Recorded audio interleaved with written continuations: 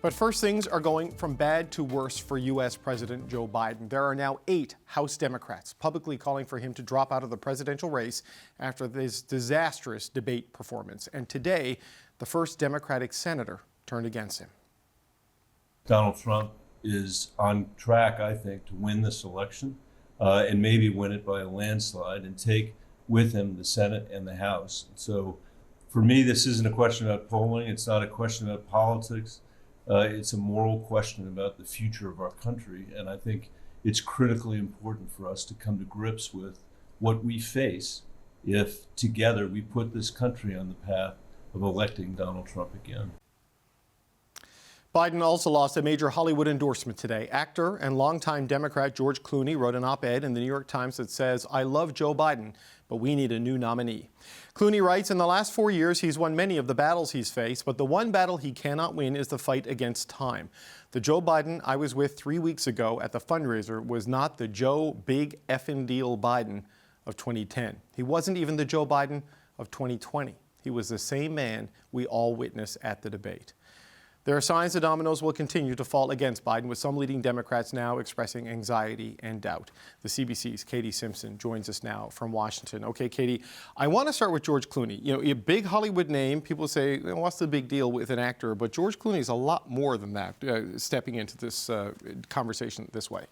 Yeah, and it's a big deal, and part of the reason why it's such a big deal is money. George Clooney is a prolific fundraiser for the Democrats, holding an event just 3 weeks ago where they raised more than $30 million for Joe Biden. So for him to come forward and make this statement is a big deal because he does money talks, right? Money is what really helps fuel politics in America. And so when your big donors and your big fundraisers are speaking out in such a blunt and dramatic way, it is something that is going to resonate with voters. Also, it's George Clooney. Americans know who George Clooney is. This isn't necessarily some House member from some district in part of America they've never heard of before. This is the one of the biggest Hollywood stars. So when he puts his name to something like this, it resonates with voters. And when there's internal criticism, some of that cuts the deepest. When it's, members of your own party, that can have long-term effects that are more damaging than attacks from your opposition.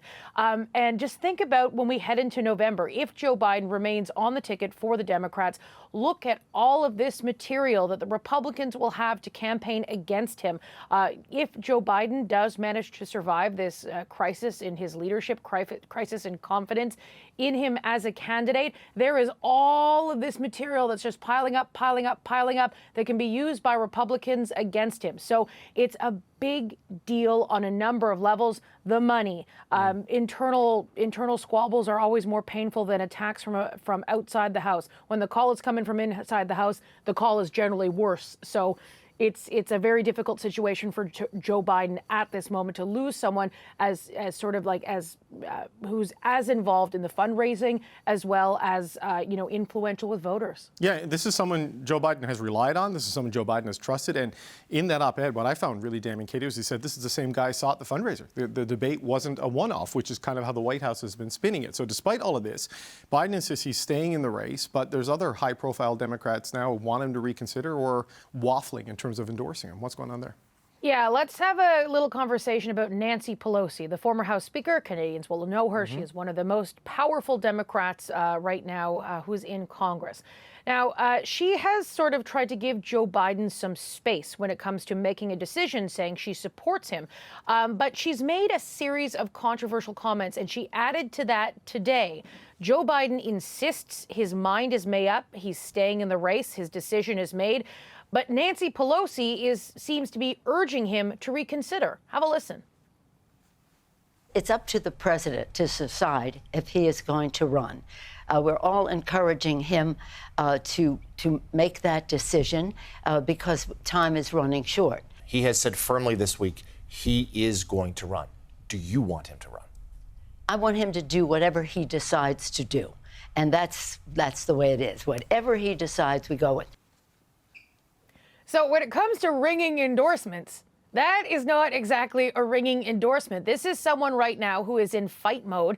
Joe Biden and his campaign team insisting that they're going to stay in the race. And you're starting to see these high-profile, influential Democrats making these statements. Now, they're trying to give him some space and trying to treat him with respect so he's not forced into a decision. But every single day, it's like it's death by 1,000 cuts. It's hit after hit after hit after hit. He's still in it. He's still hanging in there.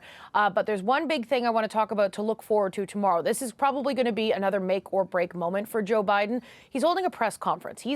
I think he's held the fewest press conferences of any U.S. president in modern history. He's not out in front of the public a lot, and he's not out in front of reporters in the same way that presidents in the past have been. And so the big joke within the press gallery at the White House is he going to hold a big boy press conference where he takes, and that was actually the question from one of the reporters, and Karine Jean-Pierre, the White House press secretary, is laughing about it. Yes, he's going to hold a big boy press conference where he's actually going to take, it's an open press conference where reporters are actually going to get a chance to ask him some questions. If he has a similar performance compared to his debate performance, all that is going to do is reinforce concerns that voters may have about, Joe Biden's mental fitness and his age and his ability to serve a second term. So really, if Americans are going to look at this and are given another example that Joe Biden looks confused, loses his train of thought, and has difficulty sort of answering questions, that is really going to put him in a very difficult spot. He could have a very strong performance, and that could change some attitudes on Capitol Hill and possibly with voters. But again, he set himself, there's a bar that's been set here. It's the same bar he set for the debate, and he's got to meet that bar, or else it could just make this bad situation go to worse. Yeah, big press conference on Thursday, and announced he's going to sit down with Lester Holt for NBC News for a sit-down interview on the following Monday. So a series of tests for the president coming up. And that is also during the RNC, the Republican National Convention. Right. So what a time to do that. What a time to do it. Let's talk about counter-programming. All right, Katie, thank you so much. That's the CBC's Katie Simpson in Washington. Donald Trump, meanwhile, well, he appears to be relishing all of the Democratic turmoil. Here's the presumptive Republican nominee speaking last night. The radical left Democrat Party is divided in chaos and having a full-scale breakdown, all because they can't decide which of their candidates is more unfit to be president. Joe's own party now wants him to throw in the towel and surrender the presidency after a single 90-minute performance. They want Crooked Joe out of the race. It's a shame the way they're treating him. But don't feel sorry for him. He's a very bad guy. He weaponized government. Remember that. Okay, for more on this existential crisis surrounding Biden's campaign, Brian Stelter joins us. He's a special correspondent for Vanity Fair. Brian, it's good to see you again. Thanks for taking the time today. You too. Thanks. I want to start with Nancy Pelosi sort of adding to this growing list of Democrats. Like she said today, the president should be able to do whatever he decides, as if he hasn't told everybody he's decided that he's running. She leaves it open as is still an open question. That is in no way helpful to the situation he is in right now in the party. It is actively hurtful. And it was important today because many people were wondering what Nancy Pelosi would say next. She is the ultimate political animal, very careful with her words. She chooses her time and place very specifically. And what did she choose to do? She chose right there. You see it on screen. MSNBC's Morning Joe. That is President Biden's favorite morning show. He always watches in that 7 a.m. hour when Pelosi appeared. So Pelosi was sending a message to Biden today. You might think about this as an audience of one. And Pelosi was not at all expressing support for Biden, even though, yes, technically in a coded way, she was saying that he's the nominee. She was keeping her options open, and thus she's keeping the Democratic Party's options open right now. So where does this leave the party right now, Brian? Like the number of people saying he has to go is not going to get smaller. It grew again today. I think there's 8 Democratic congresspeople. We've got a senator saying it. Fundraisers. I mean, where is it right now with the Democratic Party in your view? This is a state of suspended animation. And I believe they're going to stay in this state at least until the Democratic National Convention. If Biden remains the nominee, if he, look, right now, he is the nominee because the delegates are supposed to back him. He could choose not to accept the nomination. And in that case, of course, opens up an entire new situation. He could also choose, and this is a little more far-fetched, to resign the presidency and allow Kamala Harris to become president and then become the presumptive nominee. So there are all of these options, there's all these possibilities, and we should all keep an open mind about what could happen.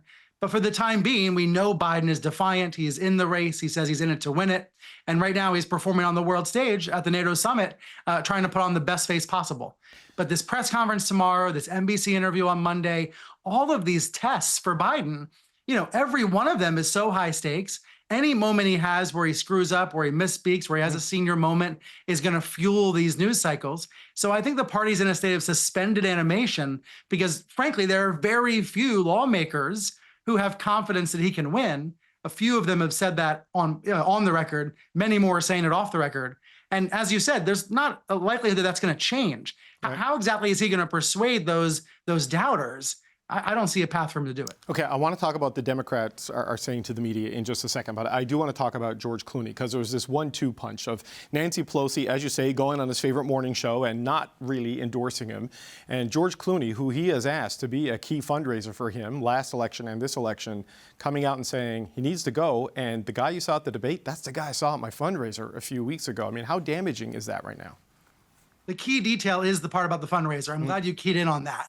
Remember, there was a video from the fundraiser in June where Biden arguably seemed lost on stage. There was a big debate about this in the American media, with right-wing media, anti-Biden outlets like Fox News, saying that he was lost, he was dazed and confused, he needed Barack Obama's help getting off stage. There was aggressive pushback from the White House saying, and the Biden campaign, saying that was BS, that's nonsense, Biden was fine. That video is now being reassessed because here's George Clooney saying, yeah, Biden did not seem to be all there. He did seem to be having a hard time at this fundraiser. Jon Favreau, a former Obama aide, now of Pod Save America fame, was at the fundraiser. He agrees with Clooney. He says it was an awkward situation for Biden. And the truth is, Biden's been having fundraisers for months now, where people come away afterwards and say, I'm worried about him. He didn't seem to be the guy I used to know. Yeah. So this is a drumbeat that's going to continue. It's a drip, drip, drip, drip, drip that shows no signs of stopping. Yeah, and the fundraisers are often at night. He might have to fly to California. These are all things that sort of factor into it, right? In terms of, the sundowning effect that people have kind of pointed to with him. But I want to talk about what Democrats are saying publicly and privately. There's a growing number of people putting their name on things. We're going through a little bit of a leadership question here in Canada as well with the Prime Minister after some bad polls and a bad by-election. Right. And there's a lot of criticism of the media saying, oh, you're driving this agenda, you're fueling this. But it's Liberals saying it here in Canada, and it's Democrats saying it there in the U.S. And Nancy Pelosi is no random Democrat, right? Like, it is something they are driving themselves at their core leadership levels. Yeah, that's 100% right. This is not a media creation. It is true that members of the media, commentators, columnists, pundits were early on voicing the concerns about Biden on the night of the debate. I remember being on the CBC right after the debate saying there's open talk of replacing Biden. So yes, the noise came from the media at first because we were sharing what Democrats were saying in private, what lawmakers were saying, what political analysts were saying, what strategists were saying. Yeah, the truth is, in politics, in the U.S. and in Canada, oftentimes people are a lot more honest in private than they are in public. And so the media is getting criticized right now from the left in the U.S. People are claiming the media is stirring this pot. But no, I think the media is just trying to tell people what's going on in the pot, actually telling people who's doing the stirring. And that's the honest dynamic right now. This is about Democrats who are elected and also donors, activists who simply don't believe Biden will win. They don't see any path. And they want to see a path. They want to believe he can do it, but they're looking for alternatives because they believe he can. Well, because they see what the stakes are on the other side of it. They've all lived through one Trump presidency, and they don't want to live through a second. But you've got Pelosi, one of the most successful speakers of the House in recent memory. Clooney, a guy who's given his own money and raised millions.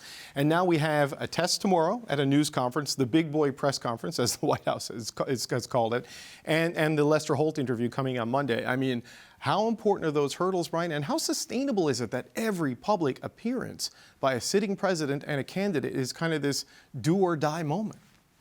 It's absolutely not sustainable, because if you believe in the construct of good days and bad days, then eventually Joe Biden will have another bad day, and it will happen in public. And it will be very sad for many people to witness. After all, lots of people have parents or grandparents, and they've seen those people age. So when we talk about this story, we're not talking about it in a vacuum. We're bringing our own lived experiences to this story. Donald Trump is an elderly man, almost as old as Biden, but he seems to be aging in a different way. So the scrutiny is not on Trump right now, it's on Biden. And to make every interview, every news conference make or break, it's simply not sustainable. So I think the reality is, we heard from Democrats today, including another House member who wants Biden to step aside. We will continue to hear from more of those American lawmakers who want that action, because the likes of Nancy Pelosi are signaling that it's okay to be sharing that publicly. It's remarkable, the spotlight being on a president for aging versus his opponent.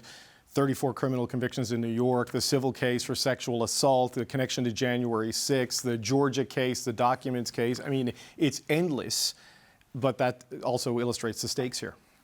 But all of those stories will come back around, right? This Right. time next week, Trump will be on stage accepting the nomination. Then at some point, he will be sentenced in New York. There will be, I know a lot of progressives in the United States right now think the media is giving Trump a pass.